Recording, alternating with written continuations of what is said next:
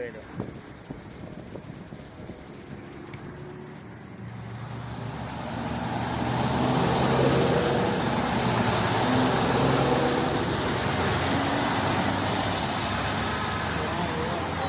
Un accidente, kilómetro 29, Guayaquil Santa Elena, es un camión, vean, patas arriba con las primeras lluvias